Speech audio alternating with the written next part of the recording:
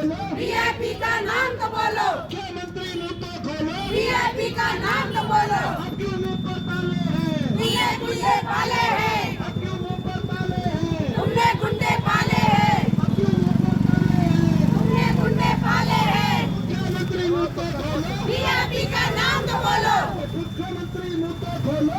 तो देख सकते हैं कोटद्वार कोर्ट परिसर में यहाँ पर आज प्रदर्शन चल रहा है। उनका कहना है कि अंकिता भंडारी वीआईपी कौन के है? दोषियों को फांसी की सजा दी जाए और आज आखिरी हियरिंग है। उसके बाद कहीं ना कहीं कोटद्वार कोर्ट से फैसला आएगा। फांसी दो, उनकी दार में फांसी दो, फांसी दो, फांसी दो, उनकी दार में फांसी दो, फांसी दो, फांसी दो।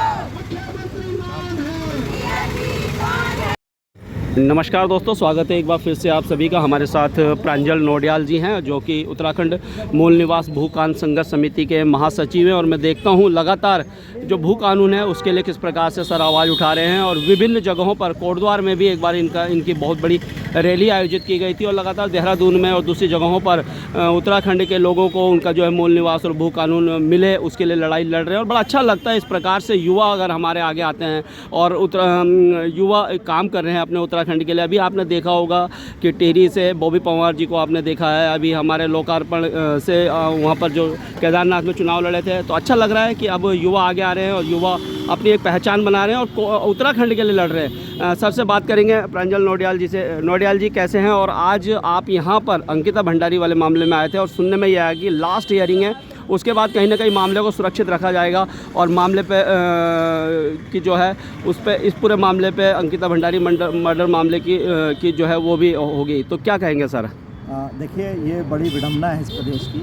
पहले तो हम अपने युवाओं को रोज़गार नहीं दे पा रहे हैं। युवा अपने रोज़गार के लिए दर दर भटक रहे हैं, छोटी छोटी नौकरियां वो होटलों में कर रहे हैं। और फिर हमने देखा कि एक लड़की जो है अपने लिए एक नौकरी की तलाश में जो है ऋषिकेश आती है और एक रिज़ॉर्ट में जो है अपने लिए एक नौकरी ढूंढती है। और जिस प्रकार से हमने देखा कि उस रिज़ॉर्ट के मालिकों ने जिस दरिंदगी के साथ उसको जो है पहले तो प्रताड़ित किया गया लंबे समय तक, इस प्रकार से उसको जो है किसी को विशेष सुविधाएं देने के लिए बाध्य किया गया और फिर जब उसने इनकार कर दिया तो कितनी निर्ममता से हमने देखा कि उसकी हत्या कर दी गई। ये विडम्बना है इस प्रदेश की, ये हालत है हमारे युवाओं की। हम लगातार देख रहे हैं, हम सरकार से लगातार मांग करते रहे इस जघन्य हत्याकांड के बाद कि इसकी सीबीआई जांच कराई जाए। सरकार ने वो बात नहीं सुनी, सीबीआई जांच इसकी नहीं हुई, क्योंकि इसमें कुछ रसूखदार लोग जो सत्ताधारी पार्टी है उसी के कुछ लोग जो है इसमें शामिल थे, उनके बच्चे इसमें शामिल थे। हम लगातार जो है पहले हमने उत्तराखंड बंद कराया इस मामले में, हम सड़कों पर लगातार इसमें संघर्ष करते रहे और फिर जो है लगातार जब तक जब से कोटद्वार में यहाँ सुनवाई हुई है हम लगातार यहाँ पर आ रहे हैं। और इस सुनवाई में जो है हम किसी प्रकार से बार बार हम जो है संगठित होकर एक आवाज़ जो है अंकिता के लिए यहाँ पर उठाने का प्रयास कर रहे हैं ताकि जो है किसी भी प्रकार से उस बेटी को न्याय मिल सके। लेकिन हम देख रहे हैं कि जैसे कि लगातार जो है न्यायपालिका अपने उससे बाध्य है, वो सबूतों के कई अभाव हो जाते हैं, कहीं कुछ हो जाते हैं। लेकिन हमारा ये प्रयास रहेगा कि किसी भी प्रकार से इस बेटी को यहाँ पर न्याय मिल सके। आज सुनने में आया है इसकी आखिरी सुनवाई यहाँ पर है और अंतिम जो है गवाही यहाँ पर गवाहों की यहाँ पर हो रही है। लेकिन बड़ा दुख होता है ये देखते हुए कि लोग जो है इतने जघन्य हत्याकांड के बावजूद जो है सड़कों पर उतने तरीके से उस प्रकार से जो है सड़क पर नहीं आ पा रहे हैं। संगठित होकर तमाम संगठन यहाँ पर कोटद्वार में भी हैं, बाकी जगह पर जो है हम लगातार उनसे अनुरोध कर रहे हैं। लेकिन हम देख रहे हैं कि ये संख्या जो है यहाँ पर जो भारी हुजूम होना चाहिए था वो चंद जो है कुछ संगठन और महिला शक्ति यहाँ पर अपना उसके खिलाफ प्रदर्शन कर रही है। तो मेरा अनुरोध है सब लोगों से, ये आप सबके न्याय की लड़ाई है। ये अगर आज जो है अंकिता के साथ हुआ है, कल आपके घर में किसी के साथ हो सकता है, क्योंकि जब तक ये दरिंदे बाहर घूमते रहेंगे, जब तक जो है इनको समाज से बाहर नहीं किया जाता, इनको इनके उचित स्थान पर नहीं पहुँचाया जाता, यानी जेलों में नहीं भेजा जाता, इनको फांसी नहीं दी जाती, तब तक ये जो है हमारे लिए एक नासूर बनकर इस समाज में रहेंगे। ये बहुत ही जो है अपना हम देखते हैं बार बार कि युवाओं को अपने ही जो है रोज़गार के लिए इतना भटकना पड़ता है। जब उन्हें रोज़गार मिलता है तो इस तरीके के हादसे का वो शिकार हो जाते हैं। इस तरह के लोग बेममता से जो है कुछ रसूखदार लोग उनकी इस प्रकार से हत्या कर देते हैं। मैं आप सभी से अनुरोध करूंगा, ये आप सबकी न्याय की लड़ाई है। आप सब लोग इकट्ठा होकर इस बहन अंकिता के लिए न्याय के लिए अब जो है लगातार मुखर होइए, लगातार सड़कों पर आइए, सरकार पर दबाव बनाइए। हम देख रहे हैं कि जब वो रिज़ॉर्ट का जो है जब कमरा तोड़वाया गया, जो तत्कालीन विधायक रेणु बिष्ट द्वारा, यमकेश्वर की जो विधायक है उनके द्वारा तोड़वाया गया, अभी तक उस मामले में कोई संज्ञान नहीं लिया गया, उनकी गिरफ्तारी अभी तक नहीं हुई है, उन्हें पूछताछ के लिए अभी तक नहीं बुलाया गया है। ये बड़ी विडम्बना है। हम ये जानना चाहते हैं कि वीआईपी कौन था जिसका बार बार इस केस में जिक्र हो रहा है। हम जानना चाहते हैं कि जो है उसको क्या जो विशेष सुविधाओं के लिए अंकिता को बाध्य किया जा रहा था, जिसके इनकार करने पर उसकी हत्या कर दी गई। ऐसे बहुत से ऐसे सवाल हैं जो अभी जिनके उत्तर हमें नहीं मिल पाए हैं। जब कोई विशेष जांच एजेंसी इसकी जांच करेगी, हमें तभी लगता है कि ये जो है इन सवालों के जवाब इसमें मिल सकेंगे। तो मैं सभी लोगों से अनुरोध करूँगा कि अभी ये लंबी लड़ाई है, अभी ये नीचे के न्यायालयों में इसकी लड़ाई चल रही है, इसके बाद ये उच्च न्यायालय में जाएगी, उच्चतम न्यायालय तक ये लड़ाई जाएगी। लेकिन अगर आप लोग सब संगठित होकर इसमें प्रयास नहीं करेंगे तो हमेशा की तरह अपराधी छूट जाएंगे और हमेशा की तरह ये समाज के आप सबके बीच में होंगे और आपकी बहन बेटियाँ तब तक सुरक्षित होंगी। सर, आप तो उत्तराखंड के लिए लड़ाई लड़ ही रहे हैं, और अगर समस्याओं की बात की जाए तो उत्तराखंड में समस्याओं का अंबार लगा हुआ है। जिस उत्तराखंड की हम लोगों ने कल्पना की थी, हमने ये सोचा था कि यार हमारे अपने नेता होंगे, हमारे अपने लोग होंगे, हमारी अपनी समस्याओं को वो अच्छी तरह से सोचते होंगे, लेकिन उस प्रकार से उन्होंने काम नहीं किया।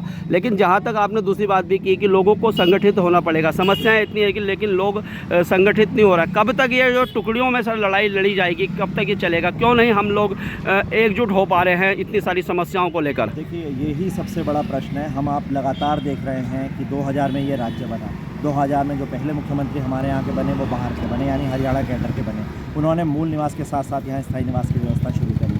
हमने 2012 में देखा तत्कालीन सरकार ने मूल निवास की व्यवस्था इस प्रदेश से ख़त्म कर दी और स्थायी निवास की व्यवस्था यहाँ शुरू हो गई। हमने 2024 में देखा कि अब जो है जो यूसीसी का प्रावधान जो कानून आ रहा है, उसमें यहाँ पर मूल निवास की जो अवधि, यहाँ पर निवास की अवधि कर दी गई है, वो 1 साल कर दी गई है। यानी 1 साल के अंदर अंदर आप यहाँ के स्थायी निवासी बन जाएंगे। आपने ज़मीनों के कानून लगातार देखे। पहले जो है कुछ बाध्यताएं थी उत्तर प्रदेश जमींदारी उन्मूलन एक्ट में, लेकिन वो बाध्यताएं 2018 में तत्कालीन जो है त्रिवेंद्र सरकार में पूरी तरह ख़त्म कर दी गई। 143 के कानूनों में जो है ज़मीनों के जब लैंड यूज चेंज होता है, उन बाध्यताओं को समाप्त कर दिया गया। आपने देखा 2022 में धामी सरकार ने जो है जो ज़मीन को लेकर इंडस्ट्री को दिए जाने वाली ज़मीन को लेकर जो बाध्यताएं थी, 154 में 12.5 एकड़ की जो बाध्यता थी, या 2 साल के अंदर अंदर जो ये बाध्यताएं ज़मीन को लेकर थी, वो पूरी तरह समाप्त कर दी गई। ये प्रदेश भूमाफियाओं के हाथ में दे दिया गया है। ये प्रदेश जो है गैर मूल निवासियों को यहाँ पर लगातार बसाया जा रहा है, मलिन बस्तियों को यहाँ पर लगातार बसाया जा रहा है, और उन्हीं से जो है बार बार ये जो नशे के कारोबार हैं, ये जो पूरा का पूरा क्राइम सिंडिकेट है, उन बस्तियों से संचालित होता है। अब लगातार समस्याएं आप देखिए, पहाड़ को पूरी तरीके से छोड़ दिया गया है। पहाड़ में एक पलायन आयोग बनाया था, वो खुद पलायन करके जो है देहरादून में शिफ्ट कर दिया गया है। पहाड़ की आप पीड़ा समझिए, वहाँ जानवरों से लेकर रोजगार से लेकर स्वास्थ्य और शिक्षा जैसी मूलभूत चीज़ों के अभाव पर पूरी तरीके से अभाव कर दिया गया है, और ये सुनियोजित तरीके से लोगों को पलायन के लिए उकसाया जा रहा है, पलायन के लिए जो है मजबूर किया जा रहा है, और फिर यहाँ के लोग जो है मैदानों में आकर बस रहे हैं, और वहाँ लगातार डेमोग्राफी चेंज करी जा रही है। बाहर से लोगों को लाकर यहाँ पर बसाया जा रहा है। इतने ज़्यादा वोटर्स यहाँ पर बाहर से आकर बस गए हैं कि पूरी तरीके से जो है राजनीतिक समीकरण भी इस प्रदेश में बदल रहे हैं। तो मूल निवास चला गया, भू कानून यहाँ से चला गया, शिक्षा और स्वास्थ्य के मामले में जो है व्यवस्थाएँ चरमराई हुई हैं। लेकिन ये सब छोड़कर हम लोग जो है यूसीसी जैसे पर्सनल कानूनों को यहाँ पर ला रहे हैं, जिसमें शादी विवाह और इन मामलों की जो है जिसमें बात होती है। तो क्या ये जो है हमारी नीड है? क्या इस समय हमारी ज़रूरत ये सब चीज़ों की है? हमारे यहाँ मूल निवास की ज़रूरत है, हमारे यहाँ भू कानून की ज़रूरत है, हमारे यहाँ अंकिता भंडारी जैसे जघन्य हत्याकांडों को रोकने की ज़रूरत है, हमारे यहाँ जो है शिक्षा और स्वास्थ्य को सुदृढ़ करने की ज़रूरत है, हमारे यहाँ स्ट्रक्चरल इकोनॉमी बनाने की ज़रूरत है। लेकिन हम देख रहे हैं कि लगातार कोई भी न पक्ष और विपक्ष तो जो है एक मित्र विपक्ष की भूमिका में है, वो जो है हर चीज़ पर मुझे सरकार के साथ खड़ा दिखता है। मुझे कोई उम्मीद नज़र नहीं आती जब तक कि लोग यहाँ पर जागरूक नहीं होंगे, संगठित नहीं होंगे। ये युवा अब कुछ आगे आ रहे हैं, जैसे बॉबी ने करके दिखाया, बॉबी पवार जी ने एक अच्छा वोट लाकर ये दिखाया, युवाओं में एक नई रोशनी दी। त्रिभुवन चौहान जी जो है केदारनाथ से लड़े, उन्होंने एक अच्छा वोट परसेंटेज ला के दिखाया कि लोग नाराज़ तो हैं, लोग जो है, लेकिन उनके पास विकल्प न होने की वजह से वो किसी तरफ मुड़ नहीं पा रहे हैं। तो आप सभी लोगों से मेरा अनुरोध है, आप सब लोग संगठित होइए। विभिन्न जो सामाजिक संगठन है वो हमें सुझाव दीजिए कि किस प्रकार से इस लड़ाई को आगे बढ़ाना चाहिए। लेकिन जब तक हम लोग एक साथ नहीं होंगे, क्योंकि ये हमारी सबसे बड़ी विडंबना रही है कि हम जातियों में, हम जो है विभिन्न क्षेत्रों में, जौनसार, गढ़वाल, कुमाऊं, इस तरह के क्षेत्रों में बंटते रहे, हम जातियों में बंटते रहे, हम विभिन्न संगठनों में बंटते रहे, और इसका फ़ायदा हमेशा जो है राष्ट्रीय पार्टियों ने उठाया है, बाहर से आए हुए लोगों ने उठाया है। और जिस प्रकार से अब जो परिपाटी शुरू हुई है, बढ़ाना जैसे लोगों को बाहर से लाकर यहाँ पर लड़ाया जा रहा है, बहुत जल्दी आपके जनप्रतिनिधि आपके नहीं होंगे, बाहर से आए हुए लोग आपके पहाड़ का भविष्य तय कर रहे होंगे। तो ये बहुत ज़रूरी है कि सब लोग संगठित हों और एक विकल्प के तौर पर आगे आए, सभी लोगों को एक साथ बैठकर मिलकर इसका अनुसार प्रचार करना चाहिए और जनमानस को जागरूक होना चाहिए कि अगर हमारे हाथ में हमारे प्रदेश की सत्ता, हमारे प्रदेश के संसाधन नहीं हुए तो बहुत जल्दी हम यहाँ 2म दर्जे के नागरिक बनकर रह जाएंगे। ये सारा प्रदेश हमारे हाथ से निकल जाएगा।